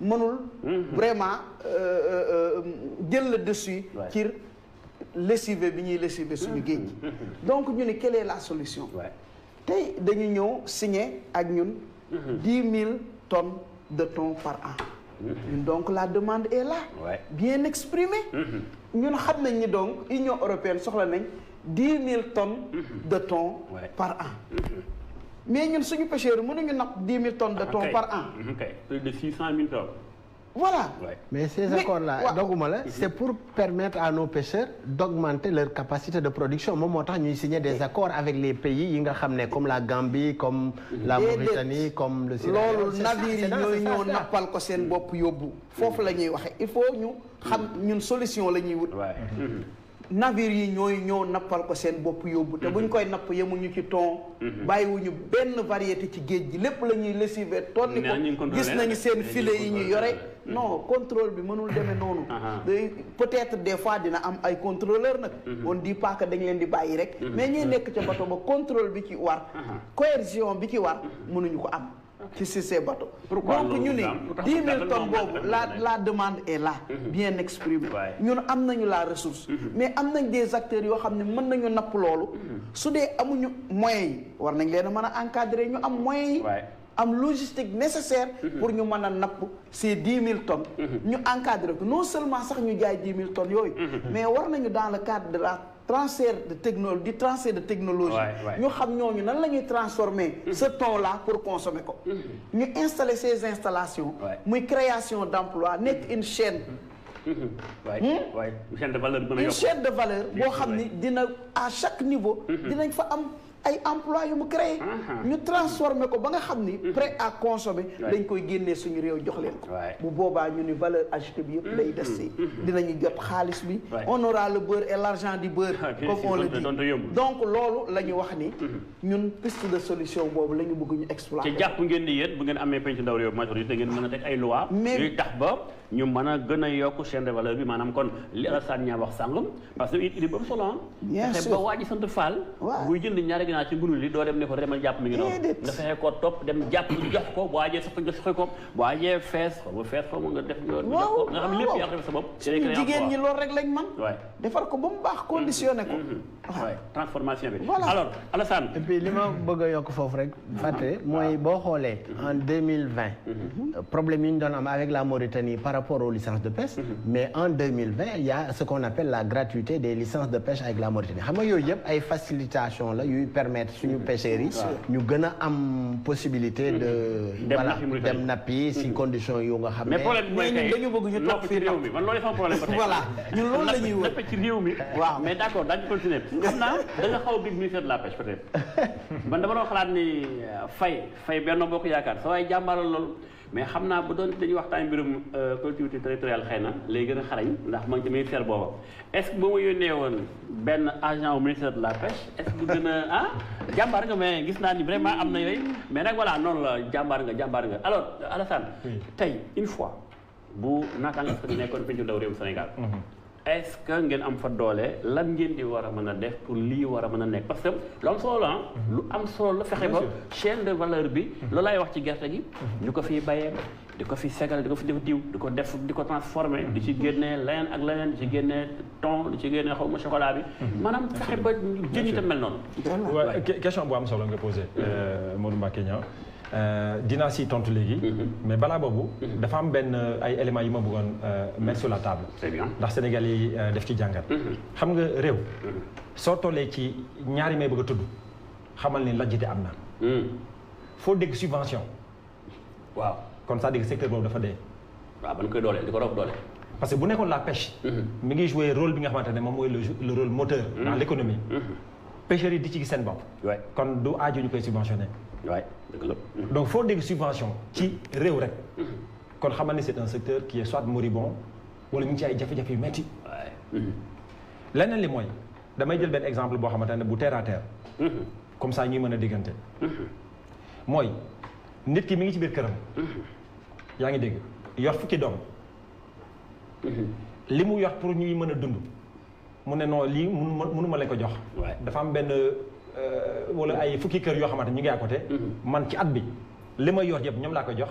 mais yéen dinaa négocier ak peut-être yeneen i kër ngeen xool yéen noonu leen di mën a lekkee wala noonu leen di añee wala noonu leen mën a reeree. donc deuxième élément bi tax ngay xam ne le secteur est souffrant. mooy le fait que Sénégal di génn ñoom li ñu ndamoo. naan am nañu ay accord de pêche ak Mauritanie ay Gambie. en réalité c'est un aveu d'échec. c'est un problème bien sûr. parce que secteur bu doon dox convenablement. kon du ñu am naan dañuy génn di dem. te est-ce que xam nga ne. espace UEMOA bi ñu nekk. 8 pays sénégalais yi ñu ngi représenté 72% des acteurs de la pêche. donc ça veut dire que gis nga expertise bi Sénégal am en matière de pêche. amul benn pays bu ko am ci biir sous-région bi. di dugal lu jege 20% ci suñu PIB. mais malheureusement. boo xoolee non le secteur de la pêche. li muy représenté dans le PIB. mais motul 2%. motul 2%. ah bon mais oui. mais foofu ngay xam ne anomalie bi motul 2%. le secteur de la pêche rapporte au PIB 1,9 points. ok. 1,9 points. non c'est 17% peut-être 20% de la population. non xaaral ma expliquer bu baax dama ne. pêche. li muy indil réew. en termes de richesse mi ngi toog ci 1,9%. ak tous ces milliards ñuy wax là. mais moo tax ma ne la nag y a un problème. xam nga nga ne y a un problème parce que non pour le PIB vous dites. mais pour le PIB. non le PIB la pêche contribue à hauteur de 3,2%. attention non c'est 1,9%. non comment c'est 3,2%. bon léegi d'accord. léegi nga continuer loolu c'est pas important. voilà léegi admettons sax mu nekk 3%. c'est un secteur. admettons mu nekk sax 3%. léegi. Comment peut-on considérer un secteur aussi névralgique que la pêche. muy indi que 3,2%. c'est ça. Comme ça il y a un souci. léegi xam nga lan moo waral. c'est parce que on ne tire pas suffisamment profit. du secteur en termes de plus-value. c'est ça. xam nga lu waral loolu. gis nga moo tax pêche. du ay effort moo koy gérer. xam nga mooy gérer la pêche. une vision. il faut avoir une vision stratégique. sa waay mi ngi wax sànq ba léegi naan mais exactement. mi ngi wax ne ñu ngi def ay effort mais koo gis mu ngi def effort rek c'est parce que dafa xam fu mu jëm. yow tey boo xamee boo jógee tey Modou Mbacké Niang ne damay jógee Dakar dem Thiès. xam nga yoon bi. doo def effort. da ngay dugg sa oto dawal ba egg. ci dégg-dégg la boo jëlee un avion. jógee un point A à un point B. nga def say calcul. def sa itinéraire.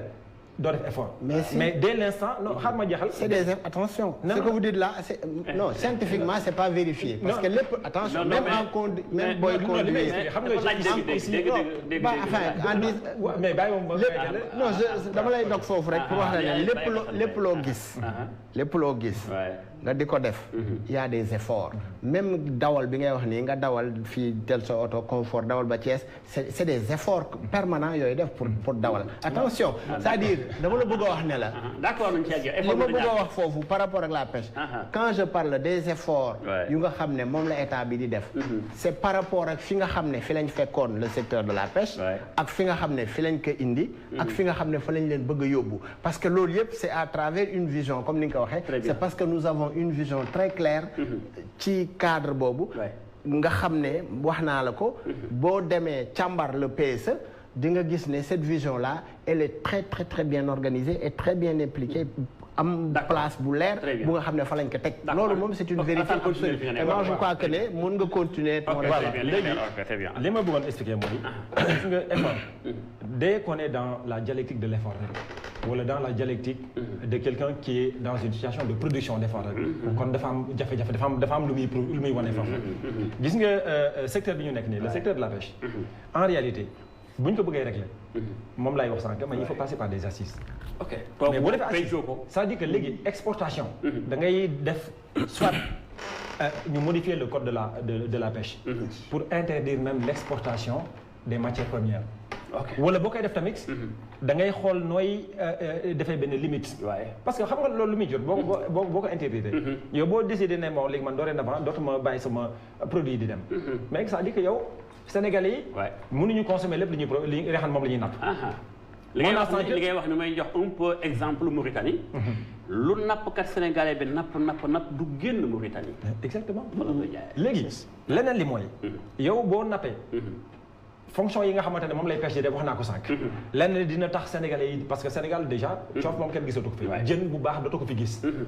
jën yi nga xamante ne boo demee Europe jën yu baax yu Sénégal di produire yëpp ñu ngi foofu te Sénégal dafa war a soxla lool pour di ci léegi deuxièmement fonction nutritive bi kooku teg nañ ko de côté il y a la fonction économique fonction économique bi pour mu am solo et je reviens au PIB bi nga xamante ne ñu koy wax sànq man nangul ne man maa ngi ci 1.9 yow yaa ngi ci 3.2 mais soit nañ dem ci 3.2 boo transformer li nga xamante ne moom mooy ces produits da ngay créer de la valeur ajoutée et de la plus-value et loolu dina tax tey nga jógee ci benn PIB de 3.2 dem ci loo xamante ne peut-être ay 15 points lay doon leneen li mooy te li ma lay wax nii mën nga ko vérifier est-ce que xam nga ne am na dëkk yoo xamante ne comme boo demee Maldives xam nga lan moo tax ñoom ñu nekk aujourd'hui le deuxième pays en matière d'expertise sur le plan de la construction navale xam lan moo leen ko may seen industrie de pêche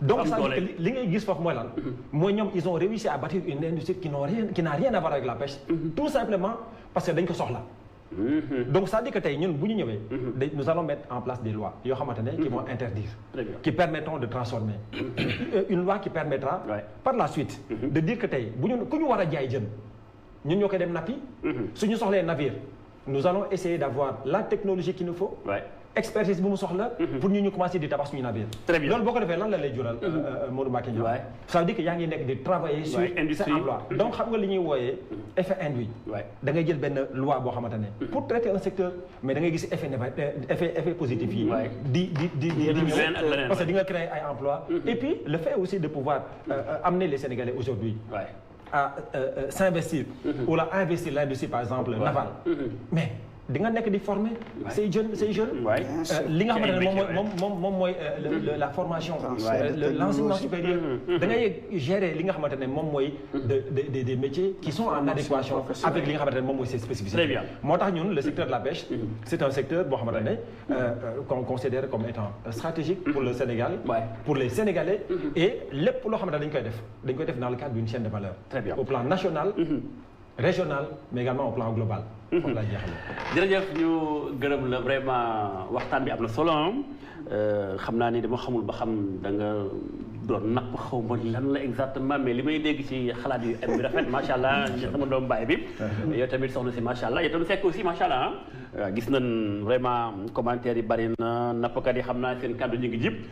ñàkk coalition Benno Bokk Yaakaar ak waa Naataange ak waa Yewwi ku ci ne sa xalaat mi ngi jib ci waxtaan bi en tout cas ñu ñuy suivre ku ci ne yi indi say gis-gis ak yu mel noonu waaye jàpp nañ ni lu am solo aussi lan nga bëggoon a tëjee bala may jox soxna si mu jeexal plateau bi ndax gërëm naa la bu baax gis naa ni indi nga lu bari lu président Macky Sall def depuis 2012 ak léegi jàpp nga ni am na lu mu def loo xam tey c'est vrai nag secteur napp moo bari problème nag moo bari problème mais rek du ñàkk ñu nangu ni bu yoon jeexul nanu waaxu du ma sa jeex lu mel mooy tax yu mel day am solo ñu nattum ndax tax ñu koy def ñun mooy rek fexe ba programme yi comme que ñun ITV tout le temps dañuy innover du ñu bàyyi rek programme yi daal di sëmbaxloo ñu dem dañuy xool ICS secteur par secteur yi nga xam dafa stratégique ñu teg xool coalition bu ci ne lan nga na indi pour ñoom démb artisanat li nga defoon artisanat bari ki démb c'était la culture tey ñu ngi ci napp gi ëllëg leneen lay doon incha allah loo bëgg a tëjee ak waxtaan bi. merci Modou en fait li may tëjee bon mooy toujours ci terminer ci par rapport ak li nga xam ne mooy napp gi. en fait di wax ne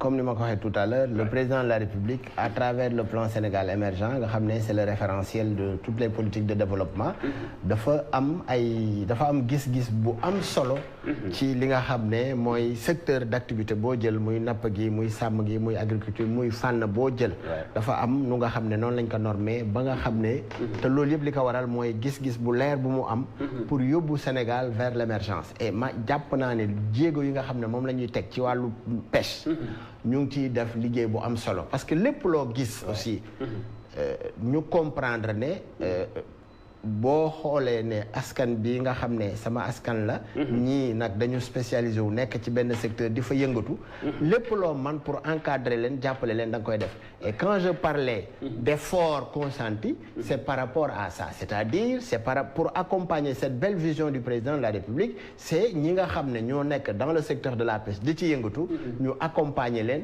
par ay bu dee ay financement la ay subvention la en tout cas lépp lu nga xam ne parce que c'est un ensemble bu nga xam ne c'est extrêmement important parce que en vérité comme je l'ai dit tantôt 3,2% du PIB c'est important et je vous dis que plus de 70% yu nga xam ne ci ressources halieutiques yi maanaam ci wàllu consommation loolu dafa am solo kon Maodo Mbacké loolu laa xam ne mënoon naa ko peut-être dolli bu baax a baax di leen gërëm di leen sant aussi gërëmaat bu baax kon daal mbir baa ngi noonu askan wi bàyyi xel ku ci ne kàddoom jib na soxna si ma gërëm lu baax yow itam ñu waa Yoff ak waa Yewwi Askan Wi waaw merci beaucoup donc man sama kàddu gu mujj rek mooy defe naa dégg nañ li ñu waxtaan ci plateau bi war nañu xam ni Yewwi Wallu am nañu vision vraiment pour secteur de la pêche xam nañ ni acteurs yi vraiment li ñu jot a dund ci lu metti dafa war a jeex parce que secteur la boo xam ne moom moo bokk ci piliers yi war a téye suñu développement de donc ñooñu kenn warul leen négliger donc ñun ñu leen placer au devant de notre programme waaye dañu bëgg a indi benn point bu ndaw bu ñu abordé wul mooy le problème environnementaux yi nga xam ne aussi dafa lié ak pêche bi donc loolu ñoo taxaw ci bu baax voilà dugaluñ ko ci ndax amuñu temps bi waaye écosystème marin bi aussi ñu ko war a préserver yooyu yëpp c'est lié ñu commencé ci baie de Hann bi nga xam ne fii la jën yi daan nene voilà te léegi ni mu mel léegi dafa yàqu moo tax loolu aussi am na impact jërëjëf soxna Fambaye Ndoye représentante coalition Yewwi Wallu Alassane ma gërëm lu baax yow itam nuyu waa naataange askan wi waaw alors li ñuy wax sénégalais yi ñu ngi lay invité ñu ngi lay gërëm encore une fois ci invitation bi débat bi ñu fi am tey nekk na lu am solo ñu ngi ñaan sénégalais yi j'espère que jëlee nañ ci njëriñ li ñuy wax sénégalais yi mooy naataange askan bi wane na am na benn vision bu leer boo xamante ne jëmale ci le secteur de la pêche am nañ ci ay jéego yoo xamante ne bu ngeen ñu wóoloo dinañ ko teg xamal leen ne réew li koy doxal du lenn du vision mooy doxal réew li nga xamante ne wax nañu ko fii muy plan Sénégal émergent nekkul vision boo xamante ne baax na ci le secteur de la pêche ñun nag suñu gis-gis jaarale ko ci ay assises jaarale ko ci li nga xamante ne moom mooy un nouveau code de la pêche jàppale secteur bi de façon stratégique dans le cadre d'une chaîne merci Alassane affaire mën na dem très bien Sénégal jëm ci kanam gërëm nañ ci ànd bi ak ñun ITV lii moo nekkoon tey sunu fukkeel bi ak juróom-ñaari émission tànn sa député ndax bi mooy 17e jour campagne électorale législative 2022 ITV di ko jox askan wi jàpp naa ni tànneef bi ku ne mën na tànn ana ban coalition lay jàpp ne moo ko proposé proposition buy tax mu war a ko mën a voteel ci plateau bi à travers ITV gërëm équipe technique bi ànd ak ñun boobaak léegi gërëmaat aussi ñu nekkoon suñu ay plateforme digitale Facebook bi ñu ci bari seen ay contribution ñëw na ñu bëgg leen gërëm bu baax gërëmaat waa Benno Bokk Yaakaar gërëm waa naataange gërëm waa wàllum yooyu itam saa yu leen wooyee nga indi seen ay représentation vraiment kon ba ëllëg incha allah ci beneen sujet lépp ak tànn sa député ak ITV jaa ngeen jëf.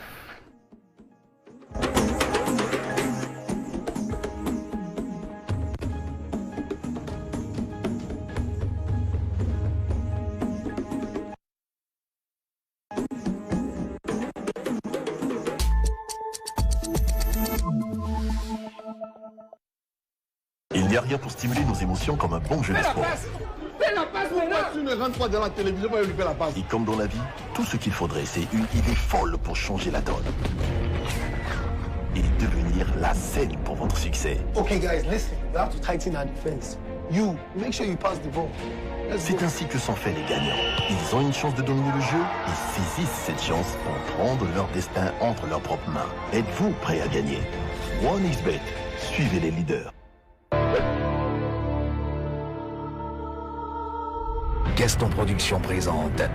Gaston Production, le Don King de l'arène sénégalaise, organise un autre grand choc de rêve. Le choc des chocs, le choc des titans. Attention, Balla Gaye 2, le lion de Guédiawaye. Balla Gaye 2 qui donne le Double Less. Balla Gaye 2 qui ne woon man xaalisu lamb la ñu mëngente.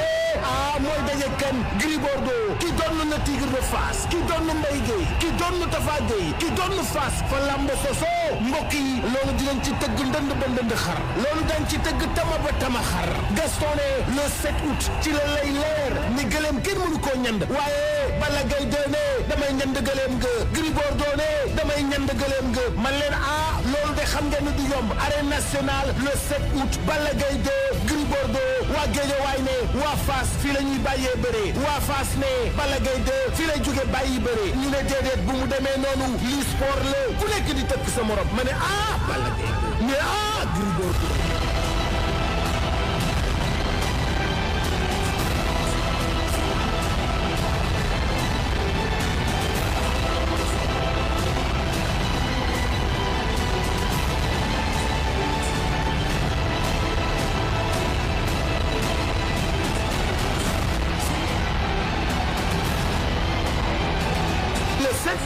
Gaston Production.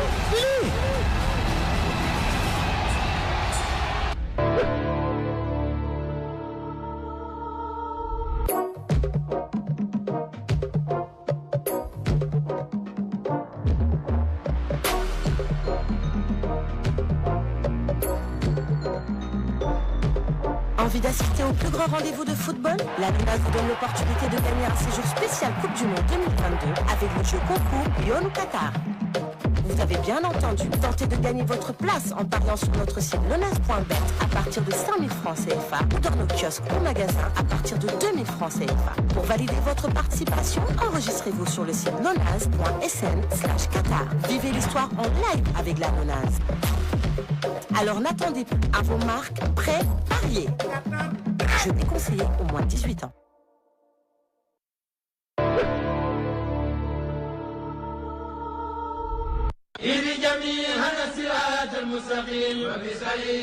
mbokk yi bazin fii la fekk baax bazin de qualité supérieure nag laa lay tegal Fusneguer waaye Fusneguer yamul foofu dafa am exclusivité bu bees muy le bazin éminent 100% coton Lama boutique moo ko fi indi te Lama boutique moo am exclusivité indil nañ leen tamit noblesse nag ngeen xam ko ci qualité brillance neex ci yaram ay motifs yu leer nañ ay couleurs yu génn yu amul fenn bazin de qualité supérieure mélange de viscose la ak coton moo tax soo ko solee foo romb ñu xool la mbokk yi ak éminent bi nga xam ne 100% coton la adapté au climat loolu yëpp c'est disponible chez Lama boutique marché HLM Lama boutique marché HLM moo leen indil li nga xam ne moom moo di ay bazin de qualité supérieure yaay tànn sa bu la neex Fusneguer noblesse bazin éminent 100% coton qualité laa la wax de jëlal numéro Lama boutique 77 507 31 21 wala 77 972 96 46 wala nga dem chez Jàmm ak Salam 47 avenue Lamine Gueye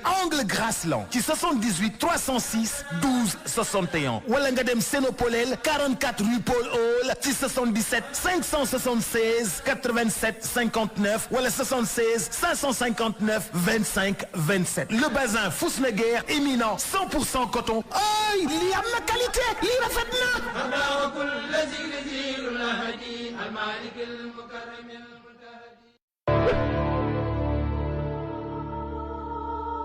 Il n'y a rien pour stimuler nos émotions comme un bon jeu de sport. Fais la passe, pourquoi tu ne rentres pas dans la télévision pour lui faire la passe? Et comme dans la vie, tout ce qu'il faudrait, c'est une idée folle pour changer la donne. Et devenir la scène pour votre succès. Okay, guys, listen. We have to tighten our defense. You, make sure you pass the ball. C'est ainsi que sont faits les gagnants. Ils ont une chance de dominer le jeu et saisissent cette chance pour prendre leur destin entre leurs propres mains. Êtes-vous prêt à gagner? 1xBet, suivez les leaders. bokkal ci pomi spécial neexal lañ ko tuddee de immédiat fexeel gaaw loo gagné xaalis bu bari cash léegi nga koy gagné de léegi nga koy gagné te yomb na bindal ITV daal di koy yónnee ci 22 600 ITV ci 22 600 tontu ci SMS yi lay laaj mën nga gagné ay xaalis yu dul jeex décroché ba 250 000 francs nga xam ni nag weer wi E-Média moo la ko offrir bul hésité yónneel gaaw ITV ci 22 600 ITV ci 22 600 bii moom neex dëgg-dëgg bii neex